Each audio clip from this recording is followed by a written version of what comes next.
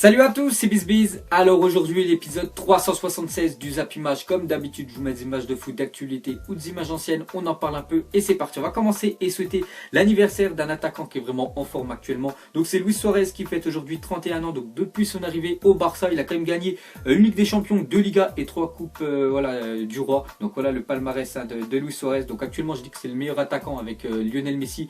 Fin d'année 2017 et début d'année 2018, ils n'arrêtent pas de marquer, ils sont vraiment décisifs à chaque match. Ces deux-là. Donc bon anniversaire à Suarez. Ensuite on reste avec le FC Barcelone. On voit que le Barça annonce le départ de Javier Mascherano. Donc c'est officiel. Donc voilà, Mascherano va partir du Barça dès cet hiver. Bon, après Mascherano ne jouait plus. Et surtout il a vu qu'il y a un nouveau défenseur, Yerry Mina, qui est arrivé en provenance du championnat brésilien. Voilà, qui est beaucoup plus jeune que lui. Parce que je crois que lui il a 33 ans. Donc voilà, il est plus en fin de carrière. Donc il savait qu'il a encore moins de temps de jeu. Donc c'est pour ça qu'il part du Barça cet hiver. Ensuite on continue avec Javier Mascherano. Donc regardez son palmarès. Donc ça faisait quand même plus de 7 ans là qu'il était au Barça, donc plus de 333 matchs disputés, plus de 26 000 minutes jouées, donc 2 Ligues des Champions, 2 Super Coupe d'Espagne, 2 Coupes du Monde des clubs, 4 Ligas et 4 Copa del Rey, donc quand même gros palmarès voilà, pour Mascherano, qui a quand même perdu une place de titulaire, on le voyait plus trop ces dernières années, et il a marqué qu'un seul et unique but, c'était le 26 avril 2017, donc l'année dernière, face à Osasuna. Et pour finir avec Javier Mascherano, donc on voit qu'il va s'engager avec le club chinois d'Ebei China Fortune. Il rejoindra la Chine le 26 janvier, donc dans 2 jours, là, il partira en avion en Chine pour jouer avec ce club là. Donc déjà là-bas il va toucher beaucoup plus d'argent que ce qu'il touchait au Barça. En plus là-bas il aura un peu de temps de jeu. Donc je pense que ça va être le dernier club de sa carrière. Il a vraiment raison de partir là-bas. Voilà, comme ça il va signer un dernier gros contrat. Ensuite on part en Angleterre. On va parler du match hier entre Bristol et Manchester City. Et score final à 3-2 pour Manchester City quand même, qui se sont fait peur parce que c'est terminé. Quelle fin de match alors que Bristol pensait arracher le nul en marquant à la 94e minute. Ils sont quand même égalisés à la 94e minute. Et Kevin De Bruyne juste après offre la victoire à Manchester City grâce à un but à la 96e minute. Donc score final 3-2 pour City. Donc c'était la coupe de la Ligue. Bon après au match aller City s'était imposé 2-1. Donc même s'il y a eu match nul, ils étaient qualifiés. Voilà, ils remportent quand même le match avec un but à la 96e minute de Kevin De Bruyne. Ensuite on a parlé d'un ancien joueur de Manchester City. Donc c'est Bakary Sagna. Donc après Cheikh Diabaté, Bakary Sagna devrait s'engager avec Benevento. Donc Benevento c'est le dernier de Serie A qui a attendu je crois 15 matchs pour gagner son premier match. Ils avaient fait au moins 13 défaites d'affilée. Donc Bakary Sagna qui est actuellement sans club, donc il pouvait signer où il veut, donc il devrait aller du côté de Benevento. Donc je pense que c'est plutôt dommage quand même des clubs français comme je sais pas Monaco, Lyon ou même Marseille. Je pense pas Bakary Sagna qui pourrait venir gratuitement dans leur club. Donc voilà, il va être sûrement transféré en Serie A. Ensuite, on prend direction l'Espagne. On va parler du FC Séville hier qui jouait le match retour face à l'Atlético de Madrid. Donc déjà au match aller, ils avaient gagné 2-1 le FC Séville. Et au match retour, ils se sont imposés 3-1. Donc score cumulé 5-2. Donc Séville est le premier demi-finaliste de la Coupe du Roi. Donc ils éliminent déjà l'Atlético de Madrid. Donc pas de Coupe du Roi pour Antoine Griezmann cette année. Ensuite, on va revenir en France. On va jeter un coup d'œil aux résultats de la Coupe de France hier. Donc on voit quand même 2 grosses surprises. Déjà Bourg-en-Bresse qui élimine Toulouse. Bourg-en-Bresse c'est de la Ligue 2, Toulouse c'est en Ligue 1 et aussi Nantes, 5e de Ligue 1 qui sont fait sortir par Auxerre qui sont dans le ventre mou de la Ligue 2 4-3. Pourtant Auxerre menait 3-0, Nantes ont réussi à faire l'exploit, on peut dire une remontada à monter à 3-3 et après Auxerre en fin de match ont marqué. Sinon on peut voir que pratiquement tous les gros ont gagné. On voit que Caen est quand même sorti Canet-en-Roussillon au pénalty et pourtant Canet-en-Roussillon c'est une équipe de National 3, donc vraiment beaucoup plus inférieure bien sûr par rapport au club de Ligue 1. On voit que Marseille sont imposés face à Épinal 2-0.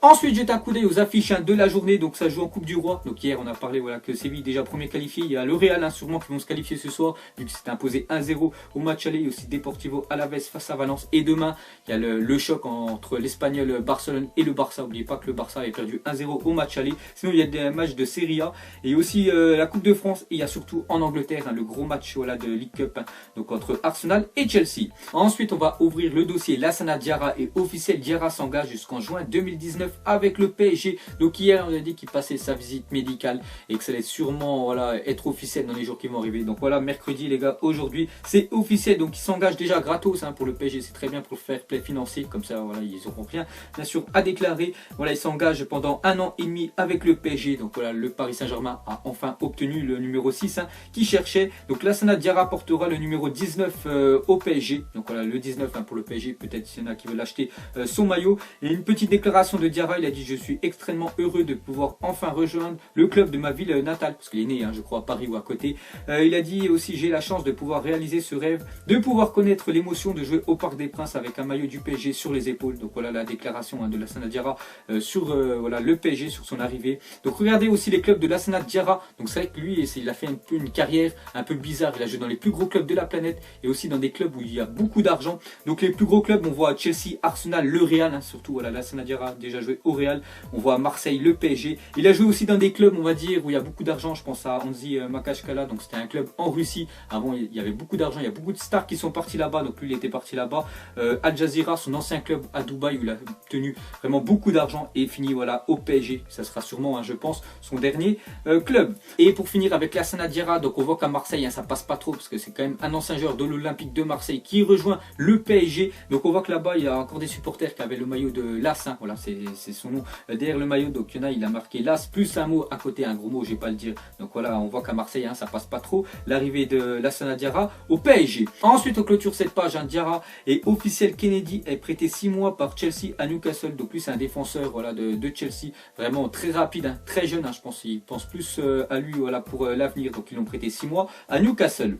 Ensuite, Manchester City paierait vendredi la clause de rachat d'Aymeric Laporte de 65 millions d'euros, à laquelle s'ajoute environ 5 millions d'indemnités voilà, de formation. Aymeric Laporte signera un contrat de 5 ans. Donc voilà, une pépite française va partir à Manchester City. Donc City continue vraiment à mettre beaucoup d'argent sur des joueurs. Donc ils vont lever la clause libératoire d'Aymeric Laporte à plus de 65 millions d'euros. Donc voilà, il va signer normalement vendredi un contrat de 5 ans. Donc voilà, encore un jeune joueur, enfin surtout un jeune défenseur français à City. Ensuite, à parler de Kylian Mbappé, souffre de contusions multiples. Les examens pratiqués n'ont pas révélé de lésions traumatiques, annonce le PSG, parce que hier Mbappé est parti voir un neurologue avec son choc qu'il avait eu dimanche soir. Donc il n'a pas eu de lésions traumatiques. Donc déjà, c'est déjà très bien. Bon, après on ne sait pas voilà, la durée d'indisponibilité de Mbappé. Et bien sûr, il est forfait ce soir face à Guingamp au même titre que Neymar. Ensuite, selon le Progrès, Jean-Michel Aulas a quintuplé la prime de ses joueurs après la victoire contre Paris. Donc on voit que le président de l'Olympique Lyonnais a vraiment apprécié voilà, la victoire lyonnaise, surtout en fin de match, vraiment à l'arraché avec le but de Memphis Depay. Donc il a quintuplé quand même la prime de ses joueurs. Donc bonne nouvelle pour les joueurs lyonnais. Et on voit qu'à Lyon, vraiment, ils sont vraiment contents d'avoir battu le PSG. Parce que regardez les produits vendus par l'Olympique Lyonnais sur sa boutique en ligne. Donc on peut acheter une tasse et on voit le score entre l'Olympique Lyonnais et le PSG 2-1 avec les buts de Nabil Fekir et Memphis à 94e minute et même un tableau aluminium. Donc si vous les achetez, allez sur la boutique officielle de l'OL.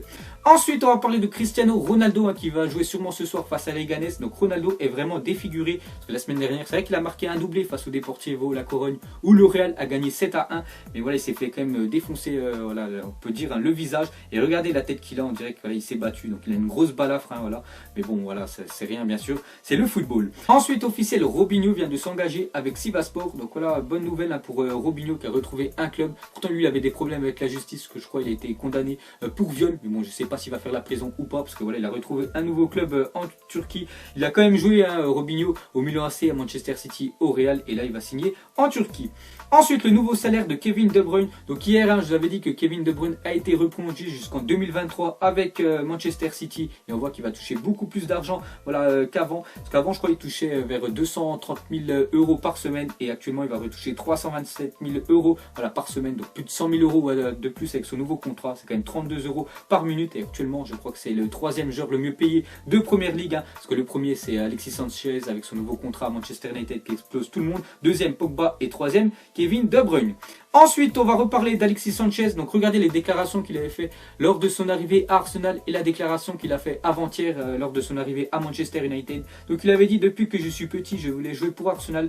Et à Manchester United, il a fait la même chose. Depuis que je suis petit, j'ai toujours dit que mon rêve était de jouer pour Manchester United. Donc même s'il re-signe dans 2 ans au Real Madrid, il dira voilà, que son rêve était de jouer aussi au Real. Ensuite, quelques top 10. On va commencer par le top 10 des clubs les plus en forme en championnat. Donc vous pouvez voir, premier voilà, Barça, deuxième Bayern, troisième Juventus. On voit quand même 4 clubs français, c'est les 4 premiers de Ligue 1, donc Lyon, PSG, Marseille et l'AS Monaco. Donc on voit vraiment que les 4 premiers de Ligue 1 sont vraiment en forme. Un autre top 10 c'est celui des meilleurs buteurs cette saison en championnat. Donc actuellement voilà, des 5 gros championnat. Hein. Donc c'est Harry Kane avec 21 buts, deuxième Immobile, l'attaquant de la Lazio avec 20 buts et au même, enfin ex aequo avec Edinson Cavani. Et on va finir avec le top 10 des meilleures attaques en championnat. Donc premier Manchester City 70 buts, deuxième PSG 68 buts et troisième le Barça 57 buts. Il y a quand même un petit creux voilà, entre le PSG et le Barça. On voit quand même deux autres clubs français, l'Olympique lyonnais et l'AS Monaco 6e et 7e. Ensuite une stat sur Pascal Dupraz, l'ancien entraîneur de Toulouse, parce que pour ceux qui ne savent pas, Pascal Dupraz hier a démissionné de son poste d'entraîneur. Donc lors de ses 20 premiers matchs avec Toulouse, c'était quand même 36 points remportés et il avait surtout fait l'exploit que Toulouse se maintienne. Je crois que c'était il y a 2 ans lors de la dernière journée, je crois qu'ils avaient gagné face à Angers, donc il avait quand même maintenu Toulouse en Ligue 1. Et lors des 50 derniers matchs de Toulouse où Pascal Dupraz était entraîneur, c'était seulement 46 points, donc c'est pour ça que ça allait plus du tout et qu'il a préféré démissionner. Et on peut voir que c'est pas le premier entraîneur cette année à avoir déjà été soit licencié ou soit avoir démissionné de son poste d'entraîneur, parce qu'il y en a déjà eu 5 autres. Donc l'entraîneur de Metz, l'entraîneur de Rennes, l'entraîneur de Lille, Marcelo Bielsa, celui de Saint-Etienne et celui la semaine dernière de Bordeaux. Ensuite on va revenir sur un match qui s'est passé le week-end dernier, donc entre Everton et West Bromwich. Donc Salomon Rondon, donc l'attaquant de West Bromwich, a fondu en larmes après avoir blessé gravement involontairement McCarthy. L'Irlandais souffre malheureusement d'une double fracture de la jambe. Donc on voit l'attaquant de West Bromwich en train de tirer et McCarthy, le milieu voilà, de Everton met sa jambe, et regardez, on voit que sa jambe tout simplement est en train de craquer. Donc lui les gars, voilà, on va pas le revoir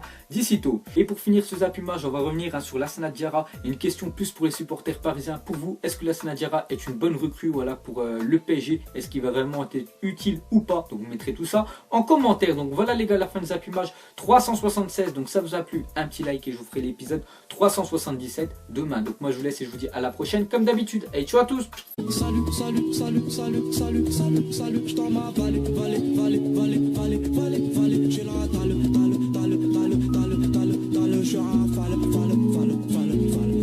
je monte sur scène, l'impression d'être une bête de foire. Pas envie de parler, pas envie de te voir.